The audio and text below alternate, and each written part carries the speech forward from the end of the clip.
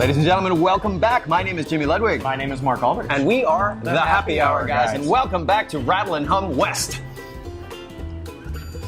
We're at Rattle and Hum East. We're at Rattle and Hum. Rattle and Hum West is right down that way. It's a couple blocks. It's close. I'll race you. Okay. He wins. I win. And we cannot stop bringing you the coolest people in all of the craft beer industry from all over the world, thanks to Joe Donaher and Rattle and Hum West. Let's get started.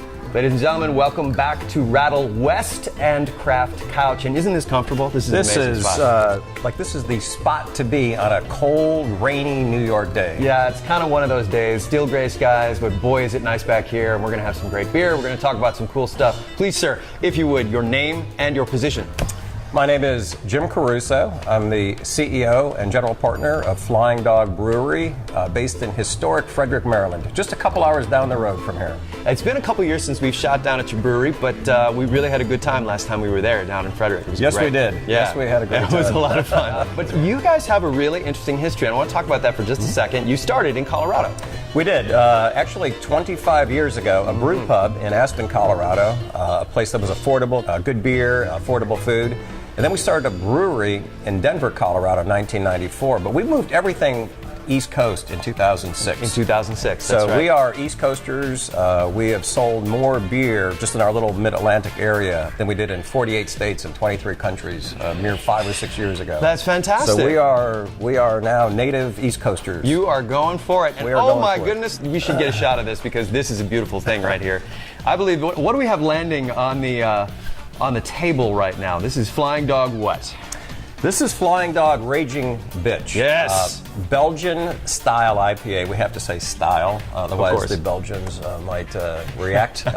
But what's interesting is this was the beer we introduced for our 20th anniversary.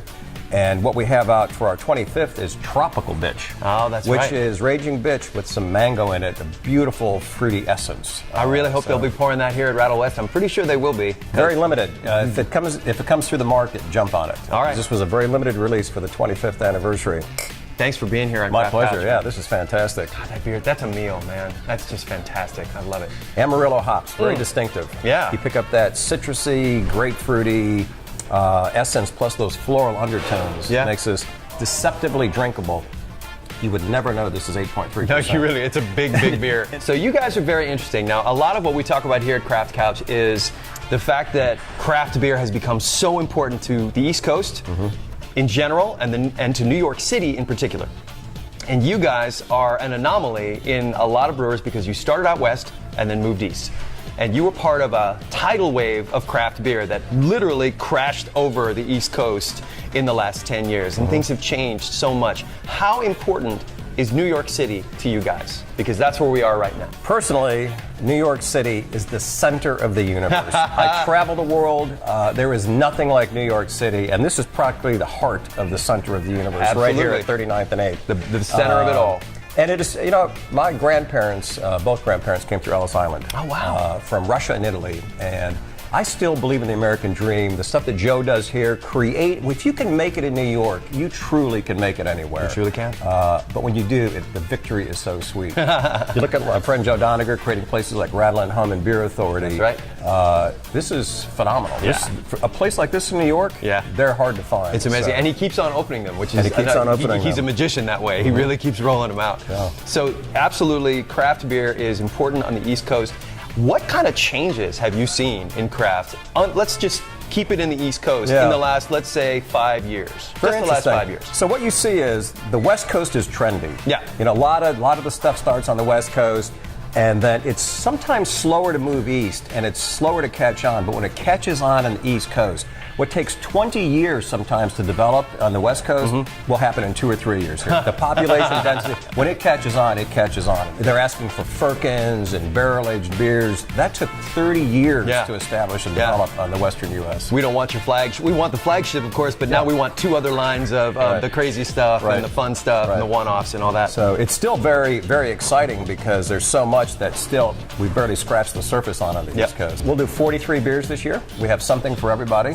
already 3 beers. Because this is, the interwebs, we can actually say what your motto is, which is? Good beer, no shit.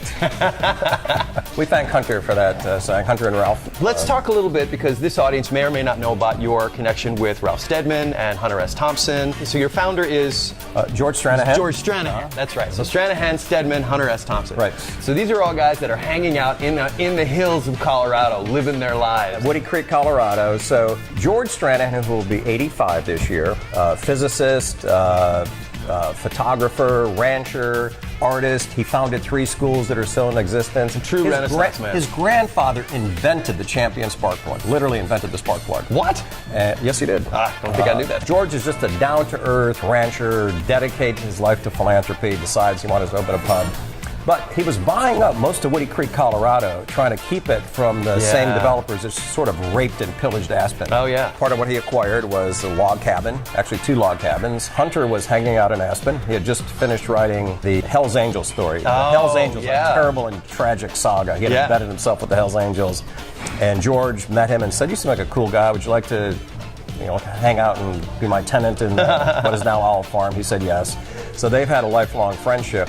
But Ralph Steadman hooked up with Hunter in 1970 to do an article on the Kentucky Derby. Oh, that's right. Hunter was from Louisville, as was Johnny Depp. That's why they're such close friends. They were both juvenile delinquents. And he wanted to expose the Kentucky Derby for what it was behind the scenes, people puking on their white shoes and all that sort of stuff. And he said, "I need an artist with a serious kink in his brain. This is going to be a very twisted story." And Warren Hinkle, the editor of Scanlon's magazine, who they were writing it for, said, "I have just the guy, Ralph Steadman, who writes for Private Eye in London." They hooked up. History was created. And since then, you guys have been, your ethic and your sort of, I will say, your sort of thematic, who you are out in the industry, you've undergone some challenges. I mean, you say good beer, no shit, and the state of Arkansas says we're not going to sell that beer. Yeah, and the state of Michigan, and the state of Colorado. The state of Colorado. So, and you have fought that along the way on the grounds of freedom of speech. If you go back to the 90s when we started, craft beer was a very new industry. And most of the labels were very good graphics. We believed that we want real art on the bottle to reflect the true liquid art that's in the bottle. Agreed. And we were very, very fortunate that Hunter introduced us to Ralph. Ralph agreed to do original art for us. But it was groundbreaking and earth-shattering back in the day. And we thank Ralph for that. He is on his 50th label. He will be 80 this year. We're throwing a party at his local pub on May 15th in the Checkers Pub. But it really is, it's true for us. A lot of companies do stuff just because to attract attention. Yeah. You have a marketing agency or something. Nothing wrong with that, marketing. Right. But everything we do is true for us. The most important constitutional freedom in the world is the freedom of speech, the freedom of the press. And no constitutional freedom is lost overnight, not even in your most brutal dictatorship. They're chipped away at bit by bit by bit.